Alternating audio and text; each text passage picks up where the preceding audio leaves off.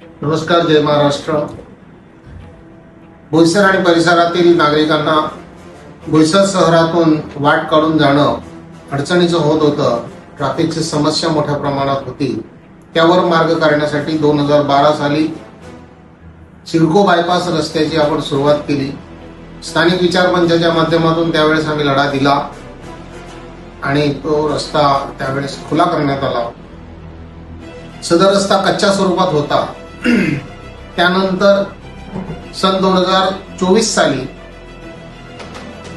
तत्कालीन मुख्यमंत्री आणि शिवसेना पक्षाचे मुख्य नेते, विद्यमान उपमुख्यमंत्री आदरणीय एकनाथजी शिंदे साहेब यांच्याकडे आम्ही वारंवार, मी आणि शिवसेनेचे सहसंपर्क प्रमुख वैभव संखेजी यांच्या माध्यमातून आम्ही वारंवार पाठपुरावा केला आणि त्यांनी MMRDAच्या माध्यमातून 50 लाख रुपये त्या रस्त्यासाठी उपलब्ध करून दिले। मी प्रथमतः त्यांचे मनपूर्वक शिवसेना, पालघर जिल्हा आणि बोईसरकरांच्या वतीने धन्यवाद देतो, त्यांचे आभार मानतो। आज काही अडचणी त्या ठिकाणी आल्या, रस्ता करताना रोखला गेला, त्या ठिकाणी झाडं काढण्यासाठी विरोध करण्यात आला। काही व्यक्तींनी विरोध केला, पण विरोधाला न जुमानता आम्ही तहसीलदारांकडे आग्रह धरला।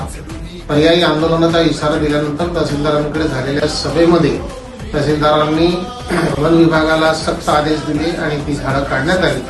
आज तो रस्ता पूर्णत्वास जात आहे। काही दिवसानंतर त्या रस्ता जनतेसाठी खुला होणार आहे। यामध्ये पोलीस मित्रांकडून पण वारंवार मागणी होत होती। या सगळ्यांचा सार म्हणून तो रस्ता होण्यासाठी ज्याने प्रयत्न केलेले आहेत आणि सगळ्यांचे मी या ठिकाणी त्यांचे आभार मानतो, त्यांना धन्यवाद देतो। आणि बोईसरकरांसाठी काही दिवसानंतर हा रस्ता खुला होत आहे, त्याचा आपण जरूर वापर करावा। पुन्हा एकदा राज्याचे उपमुख्यमंत्री, शिवसेना पक्षाचे मुख्य नेते आदरणीय एकनाथजी शिंदे साहेब यांना खूप खूप धन्यवाद देतो। जय हिंद, जय महाराष्ट्र।